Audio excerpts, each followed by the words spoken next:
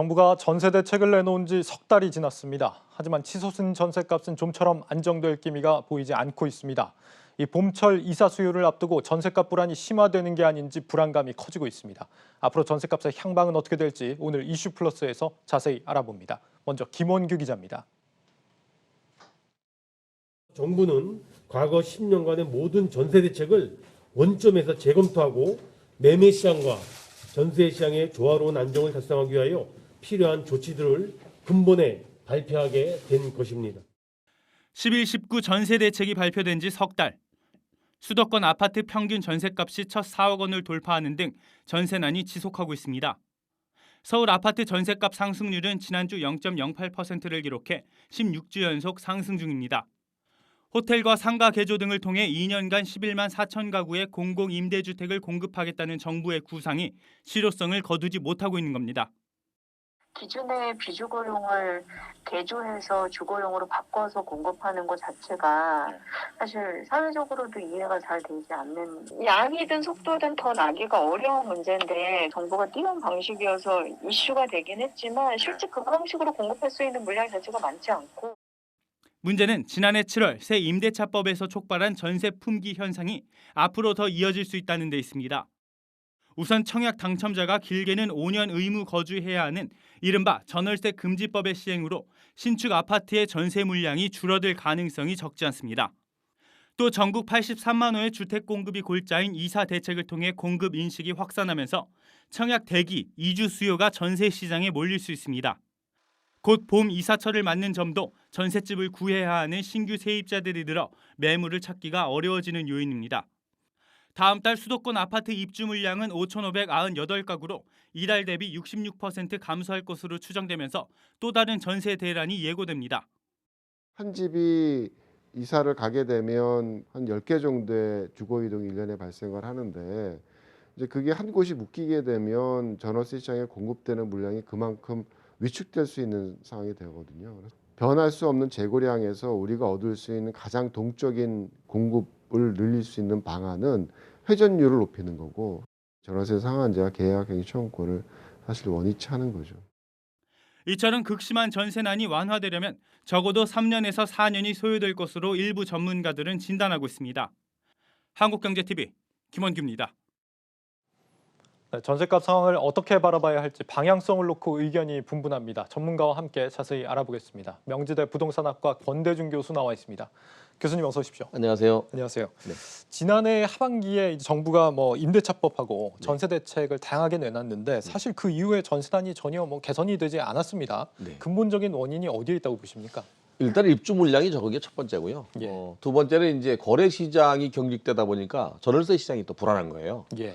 여기에다가 정부가 이제 지난해 7월 30일 날 그 전월세 상한제하고 계약갱신 요구권제가 시행이 됐죠. 예. 계약갱신 요구권제는 기존에 2년 살던 것이 4년으로 늘어난 겁니다. 이건 임대차법 6조에 나오는 거거든요. 예. 그런데 임대차법 7조에는 전월세 상한제를 5% 이상 못 올리겠죠. 이게 또 주택 시장, 전세 시장에 또 영향을 주었고요. 가장 큰 원인 중에 하나가 저는 그 입주 물량 부족도 있지만은 또 8월 4일 날 정부가 어떤 대책을 내놨냐면요. 예.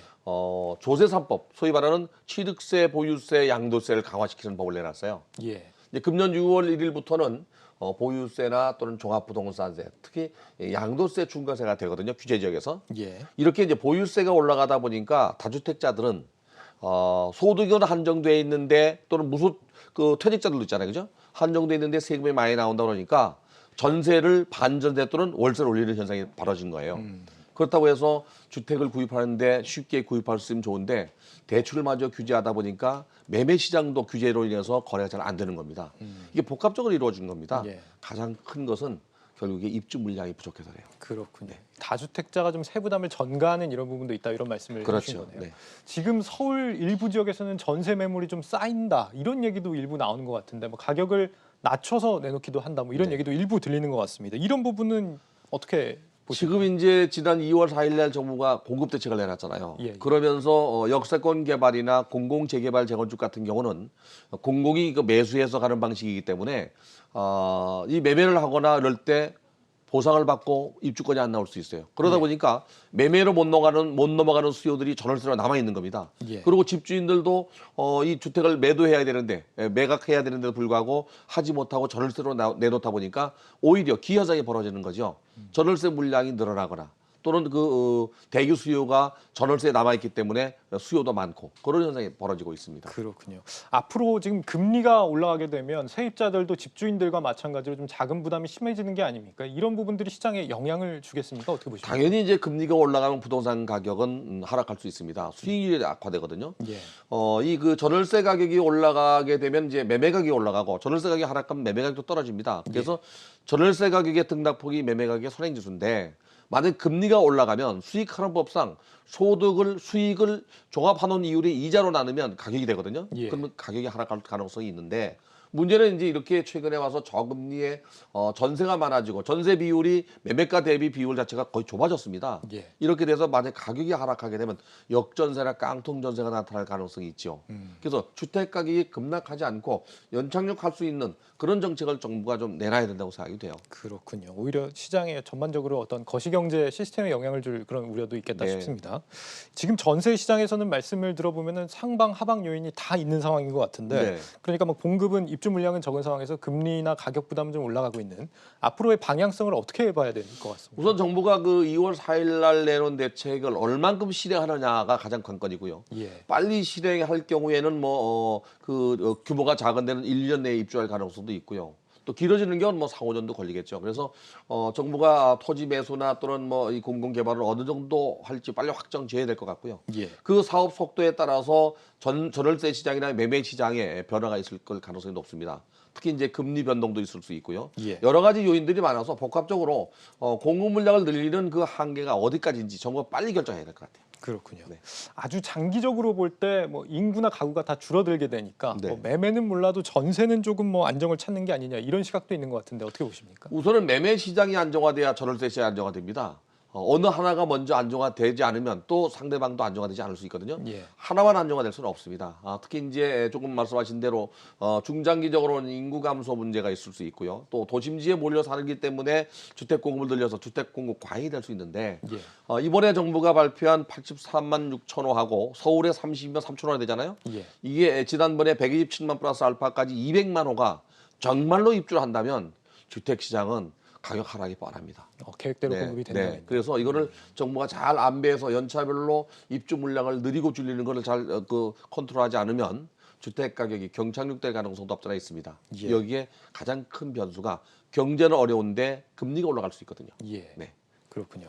지금 전세 시장이 안정이 되려면 말씀을 좀 해주셨지만 어떤 조건들이 구체적으로 좀 필요하다고 보시고 언제쯤이면 좀 안정이 될 거다 이렇게 예상을 하십니까? 당장 지금 전월세 가격은 이사 처리돼도 불구하고 지금 그렇게 많이 오르진 않았거든요. 예. 그건 아까 말씀드린 대로 일시적인 물량이 이제 역세권 주변에서 나오는 것도 있지만 이 코로나 사태로 지금 3월 2일 날 입학을 안 하고 미루는 경우도 있습니다. 예. 저희 대학만 해도 지금 현재 인터넷 강의를 시작했거든요. 예. 그럼 학교를 안 가게 되잖아요. 이주 수요가 좀 늦어지는 거죠. 이렇게 늘어지는 것도 있고 단기적으로는 정부가 이 양도세를 낮춰서 다주택자가 집을 팔 수 있도록 해야 됩니다. 그래서 전세 수요가 매매수로 넘어가야 돼요. 그래야 전세 물량이 또 시장에 나오거든요. 예. 이 순환이 안 되면은 전세 가격은 강세를 보일 수밖에 없습니다.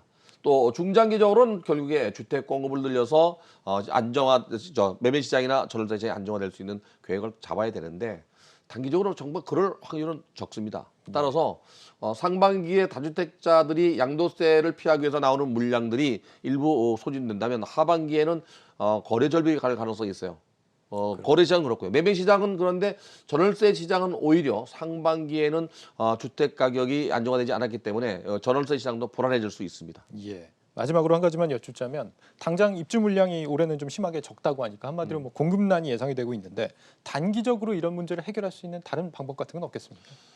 일단 매매 시장에 양도세를 낮춰서 거래하는 거 외에는 없습니다. 이 집이라는 것은 보통 공급하는데 2, 3년, 3, 4년 걸리거든요. 물론 다세대 주택 같은 경우는 4, 5일만 해도 가능한데 그 물량 가지고 시장이 안정화되기는 어렵습니다. 매물을 출회시키는 방법이 유일하다 이렇게 네. 지적을 해주셨군요. 잘 알겠습니다. 여기까지 듣겠습니다. 명지대 부동산학과 권대중 교수였습니다. 교수님 잘 들었습니다.